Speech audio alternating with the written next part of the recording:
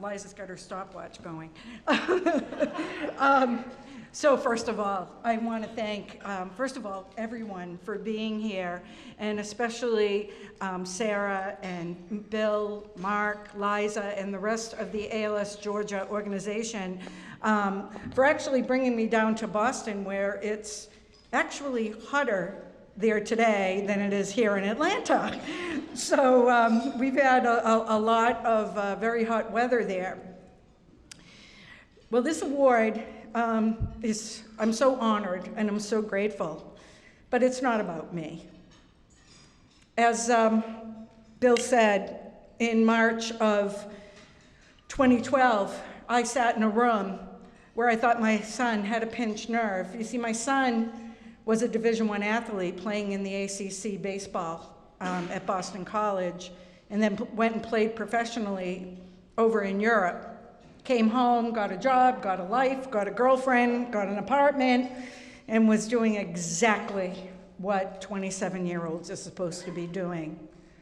And then on that fateful morning, we were that family. We were the family that life changed in 1 minute, in 1 second. We were told Pete had ALS. And just like Bruce said, we didn't know what ALS was.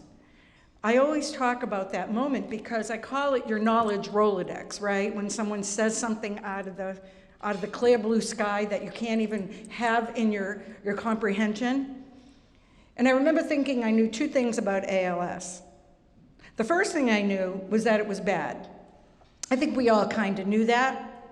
We all kind of knew ALS was bad, but God knows we didn't know what the context of bad was. And the second thing, we were a baseball family. We knew Lou Gehrig. We knew Lou Gehrig at the time was about 73 years ago. So of course, 73 years. There's been progress. We have a thing called the internet. I unfortunately was a cancer patient in the 70s. We have done so many things in the world of cancer. So doctor, he has ALS, what do we do now? And then the second shoe dropped. No treatment, no cure, 2 to 5 years to live, 100% fatal, and your motor neurons will die during the progression of this disease. So we left, and 6 hours after, I stand before you today because of a 27-year-old ALS patient who looked at his family and said, "This is unacceptable. We're gonna get to work. We're gonna change the trajectory of this disease. And I'm gonna show people what this disease does on a day-to-day basis." You see, Pete was an early adopter of social media. Back in the early 2000s, he was at a school in Chestnut Hill, Massachusetts, where a guy down the street at Harvard named Mark Zuckerberg was creating a thing called Facebook. And as you remember, the history of Facebook was that it was for Boston College boys to meet girls. So he was an early adopter to social media. Believe me, anything that could have helped in that realm, he was on top of. So he knew that he had been chosen to have this disease. And he knew the vehicle by which he was going to show people exactly what this disease did on a day-to-day basis. And he knew he had that forum because he had been a big athlete in Boston. He actually played in the Beanpot tournament at Fenway Park where he hit a home run. He's a Boston boy, and he was going to call on Boston to help him, and he did. So for 2.5 years after Pete was diagnosed, we marketed a disease. We marketed the disease ALS.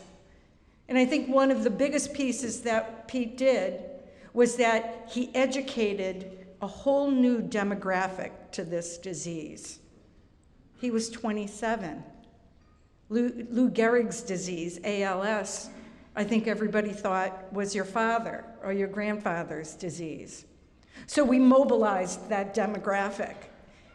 And on August 1st, 2014, when his friend Pat Quinn in Yonkers, New York, sent him the Ice Bucket Challenge.